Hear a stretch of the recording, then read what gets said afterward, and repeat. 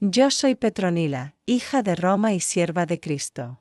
Mi historia no se narra entre palacios ni tronos, sino entre las catacumbas, los susurros de los primeros creyentes y el perfume de los lirios que florecen donde la sangre de los mártires ha caído.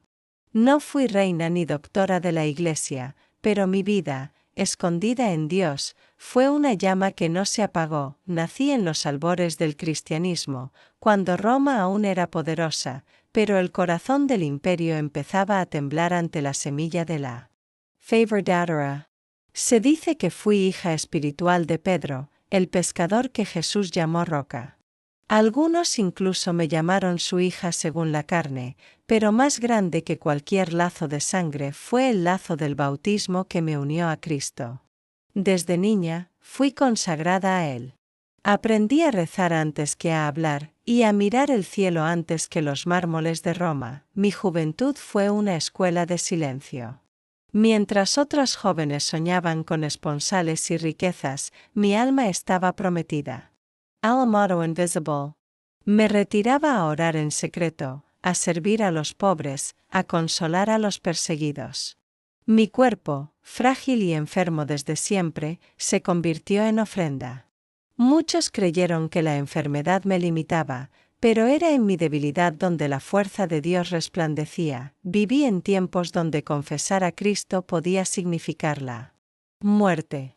La fe no era una opinión, sino un testimonio encarnado. Y aunque joven, supe lo que era elegir entre la comodidad y la cruz. Un noble romano quiso tomarme por esposa. Le respondí con claridad: mi alma ya pertenece a otro. Me juró riquezas, poder, y cuando vio mi negativa, se tornó en amenaza, pero yo no temía.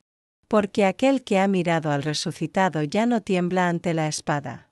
Fui encerrada, humillada, sentenciada. Y cuando me vieron enferma, pensaron que sería una muerte sin gloria. Pero mi martirio no fue una ejecución pública, sino un morir continuo, una entrega silenciosa.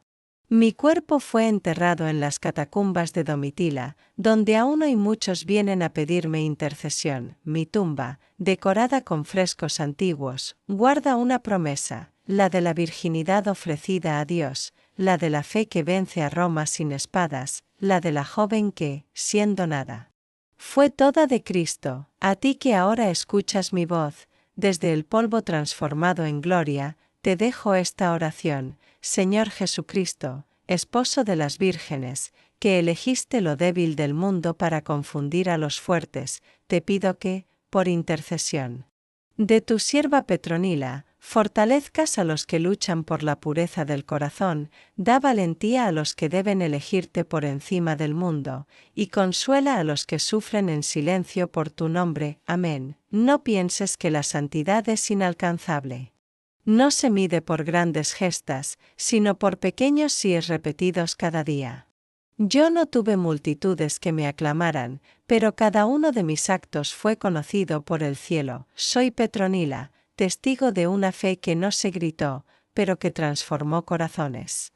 Y si hoy mi nombre aún se pronuncia, que sea solo para recordar que en la humildad florece lo eterno, y que quien se entrega del todo a Dios, nunca muere. Lectura del Santo Evangelio. Galileo 1:39, 56. Yo aún era apenas un latido en el vientre de mi madre, y sin embargo ya estaba poniendo el mundo al revés. Mi madre María acababa de decir su sí. No tenía certezas, ni planes, ni marido, del todo, pero tenía fe. Y la fe, cuando es verdadera, no se queda quieta, camina. Por eso partió, con prisa, a la casa de su prima Isabel, no para contar lo suyo, sino para servir, compartir y confirmar.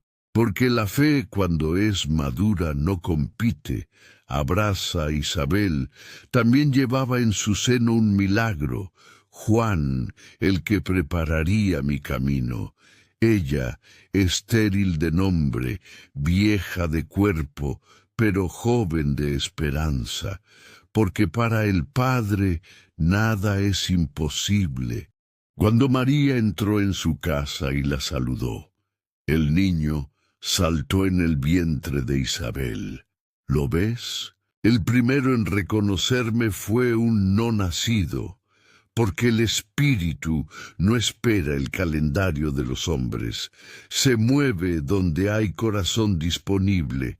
Entonces Isabel, llena del Espíritu Santo, no se enredó en celos ni en dudas. Exclamó con alegría: «Bendita tú entre las mujeres, y bendito el fruto de tu vientre, y de dónde a mí que venga la madre de mi Señor». ¡Qué humildad la suya! ¡Qué fe tan fina, tan libre de envidia! Ella no necesitó ver ángeles ni oír profecías. Le bastó con sentir el temblor de la gracia, y bendijo a mi madre con una certeza que sólo el Espíritu puede dar. Y fue entonces que mi madre cantó. No un canto improvisado, sino un himno que recogía el clamor de los humildes, el grito de los hambrientos, la memoria de Israel. Mi alma magnifica al Señor, y mi espíritu se alegra en Dios, mi Salvador. Mi madre no habló de ella, habló de Dios, de cómo mira al pequeño, de cómo derriba al poderoso, de cómo colma de bienes al hambriento, y de cómo no olvida lo que promete. Y entonces el mundo cambió, no con espadas, no con decretos, sino con dos mujeres compartiendo pan, y dos niños aún sin palabras, testimoniando ya la verdad del reino. ¿Qué pueden aprender ustedes de esto? Que la fe verdadera no se aísla, se comparte. María fue a ver a Isabel, no se encerró a meditar sobre su grandeza. Sirvió, que el gozo no se impone, se contagia. Isabel reconoció la bendición en otra y se alegró. No compitió, bendijo. Que la humildad no es debilidad, sino el lugar donde Dios actúa. Mi madre no se engrandeció por ser elegida, se llamó sierva. Que Dios no ignora al pequeño, ni teme al poderoso. Él derriba tronos y levanta cunas. Y en 1900, su reino, lo invisible es lo eterno. Que la fidelidad de Dios no se rompe con el tiempo. A Abraham se le prometió, en María se cumplió, y en ustedes sigue ardiendo. Así que no olviden, el reino no siempre comienza en plazas públicas, a veces comienza en una cocina, en una visita, en un vientre que tiembla de gozo, en el encuentro de dos personas que se reconocen y bendicen, y en un canto que rompe el silencio de sí.